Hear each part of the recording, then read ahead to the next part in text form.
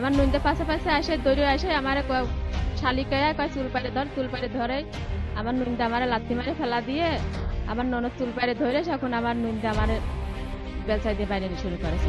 দলগতভাবে এটা পদক্ষেপ করা, তাদের কালচারটা এরকম। সাধুরা হালকা পাতলা হাতাহাতি হয়েছে, একটু লাঠি ছুটাই দেওয়া হয়।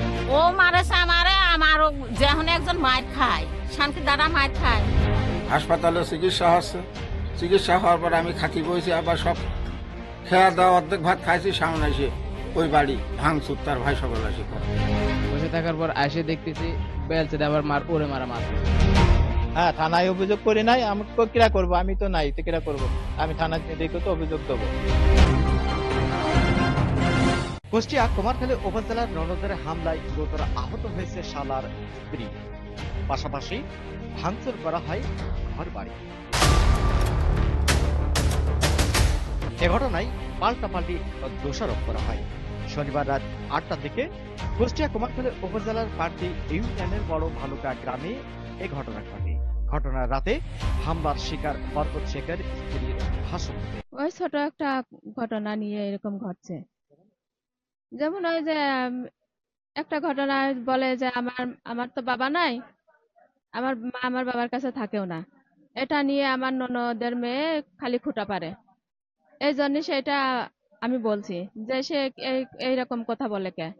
পরে আমার ননদ এসে বলে কি যে এরকম কথা করে, আমি কয়া আরো করাবো, কয়া করাবো, তোর মার ভাত খাতি দেবো না, এরকম কথা বলে। কথা বলার পরে আমার নুনতে পাশে পাশে আইছে, আমার নুনতে পাশে পাশে আসে দৌড়ে আসে আমার শালিকায় কয় চুল পাড়ে ধরে আমার নুনতে আমার লাথি মারে ফেলা দিয়ে আমার ননদ চুল পাড়ে ধরে এখন আমার নুনতে আমার বেলচাই দিয়ে বাইরে নিয়ে শুরু করেছে। নাম হইলো তেসের সালেহা। হ্যাঁ, নুনদের নাম তেসের, ননদের নাম সালেহা। পরে ওর গোষ্ঠী সহ নিয়ে আসে আমার মারছে। আমার ঘর বাড়ি, আমি হাসপাতালে আইছি, হাসপাতাল আসার পরে আমার ঘর বাড়ি পর্যন্ত ভাঙছে। এর আমি যোগ্য বিচার চাই। অপরদিকে অভিযুক্ত তেসের আলী ও তার স্ত্রী বরকতের বউ, উনি হচ্ছে আমার শালার বউ। তো ওনার সাথে মোটামুটি আমার ওয়াইফের দুটি বিষয় কথাবার্তা হচ্ছে পারিবারিক নিয়ে, মেয়ে ছেলের ব্যাপারে। আমার একটা মেয়ে বিয়ে হয়েছে মূলগ্রাম, সেই মেয়েকে নিয়ে অনেক কটূক্তি কথাবার্তা বলতেছে। এর জন্য আমার স্ত্রী শুনে বিকেল থেকে শুরু হয়েছে।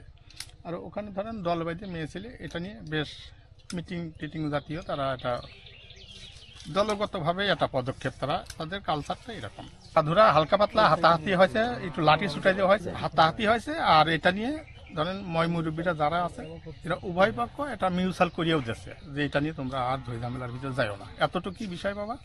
ও মারেছে আমারও যেমন একজন মার খায়, শান্তি দ্বারা মার খায়। সামান্য একটু কেজাপের উচলত নিয়ে ওর মার সাথে আমার মেয়ে কেজাপ করেছে, সেই কেজাপ নিয়ে ওর মা আবার ফোন করে হেনে কয়েছে, হেনে কোয়া নিয়ে আমার মেয়ে যা হয় তাইকে খিতিলি করতেছে, এই সেটা নিয়েই বাঁধেছে। এ ঘটনার বিষয়টি নিয়ে আহতর স্বজনীয় ও স্থানীয়রা।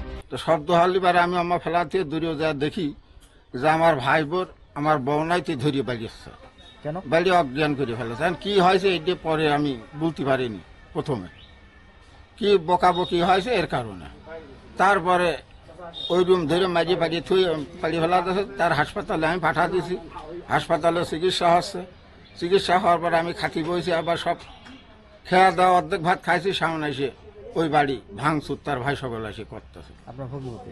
আমার ভগ্নিপতি সহ তার ভাই সকল দিয়ে, তার ভাই স্ত্রী দিয়ে। তাহলে এই মারাটা কি অন্যায়? অবশ্যই অন্যায়, 100% অন্যায়। কারণ আমি বড় ওই জায়গার, আমি বড়, আমার কাছে বলতো যে তোমার ভাই বউ অন্যায় করে, আমি বিচার করি আর না করি করতাম। কিন্তু রাত 12টার পরে সেটা গেল, আরো রাত 12টার পরে এসে লোকজন নিয়ে আবার ভাঙচুর করতে। আমার মাকে মারছে, আমার নানিদের ওখানে আমার ফুফাতো বোনের বিয়ে হয়েছে। এখান থেকে তার সাথে কি নেঠা, সেই নেঠা নিয়ে আপনার হলো এখানে দু একজন সন্ধ্যার সময় আমি বাসায় এসে যখন তখন দেখি দুজন একটু কথাবার্তা চলতেছে। তারপরে চৌরঙ্গি থেকে আসে দেখি সব স্থির ভাবে বসে আছে, আর কোনো সারা শব্দ নেই। দোকানে বসে রয়েছে, কালীর মোড় দোকানের পাশে ওখানে বসে থাকার পর হঠাৎ করে দেখি মানে চেঁচামেচির আওয়াজ আছে। আমরা দুই ভাই ওখানে বসে রয়েছি, বসে থাকার পর আসে দেখতেছি বেলচে দিয়ে আবার ওরে মারা মারতেছে। আমার জাম হইতেছে, আমার ফুপু চুল পাই ধরে রাখেছে সালেহা। ওনারা আমার হলো বোন বহনায় হয়।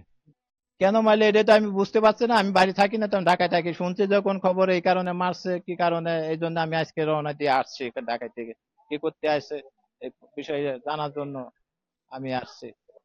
হ্যাঁ, থানায় অভিযোগ করি নাই, আমি কিরা করবো, আমি তো নাই তো কিরা করবো, আমি থানায় দেখে তো অভিযোগ দেবো।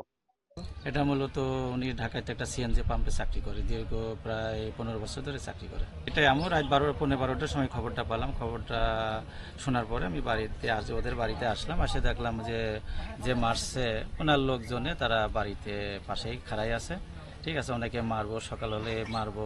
একটা মেয়ে মানুষ মারতে 10 জন পুরুষ লাগে না, 20 জন পুরুষ লাগে না। এই কারণে একটা পুরুষ একটা স্ত্রী যখন মারে, সেই স্ত্রী সহ্য করতে পারে না, স্বামীতে যখন মারে তখন সহ্য করতে পারে। সেখানে পর পুরুষ মারলে দারুণ একটা অপরাধ লাগে। অন্যায় হয়েছে। হ্যাঁ, অন্যায় হয়েছে, জঘন্য অপরাধ হয়েছে, আমি যেটা মনে করি। মোহাম্মদ রফিক, আর কে নিউজ, স্টাডি।